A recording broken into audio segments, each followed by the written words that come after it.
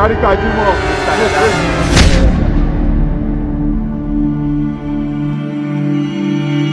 wọ́n ṣòkòtò ẹ̀ kìí kó mẹ́yìn wá. mẹ́yìn wá fún mi. mo ṣe. bọ́ọ̀rọ̀ ẹ̀fọ́. ayé lẹ́pa. èmi rè é. inú aṣọ sọ́jà inú aṣọ àjẹ́ ìwo ló rò pọ̀ wọn wójú. aṣọ àjẹ́ ló pé o. Hey, what class are you? SS1, sir. Can you express yourself in English? Yes, sir. Adití dákun ṣẹ́ dé. Ṣé Selimo ti fẹ́ da skul yìí rú?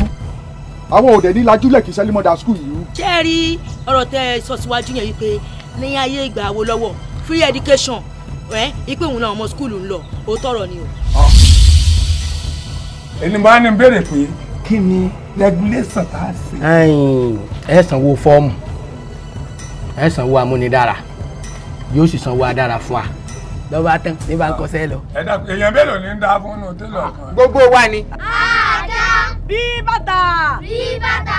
ọwọ́ ni wọ́n máa fi ẹ̀kọ́ máa kàyà òkè kọ́ máa kọ̀ dí òkè àmọ́ ìgbà ló ṣé ìwé jẹjẹrẹ ń gbọ́rọ̀ àmọ́ ìgbà ló ti lọ́ọ́ yọ̀ ń wò nígbà máa ti fẹ́ ṣẹ̀yọ́. oníranú orí búra àtọwọ́ sí wa ta ó ponú kóra mẹ́rú sẹ́fẹ̀gbẹ́ rẹ̀ ṣe wọ́sọ́ sí ní yẹn rè olùsí sọ̀rọ̀ gbogbo àbí àti ẹ̀ sí làtí ìgbàlódé lẹ̀ kí ló dé tójú ẹ̀wú bí ilẹ̀ mi bẹ́ẹ̀bẹ́ẹ̀bẹ́ẹ̀ ayé oríwèrè sí láfọ̀sẹ̀ yín rere ti jẹrà sẹ́mi lẹ́wọ̀ àmọ́ fi kọ́rọ̀ sọ láàrin nítorí ńgbà tó wà mọ́ ọmọ wa kàwé láàrin òǹrè bí ó bá pé 1 feet òwe 1 feet. Àwọn kan wà nínú yín tó jẹ́ pé àkíyèsí wọn tí ó jẹ́ pé kájà kágógò wọ́n ń gọ̀bẹ wọ́n á jí báírò wọn ò mọ̀wé wọ́n ń ṣe ìwà rádaràda ìwà pálẹ̀ ni wọ́n ń ṣe. Ẹgbẹ̀rẹ̀ jẹ́ pọ̀ sí o.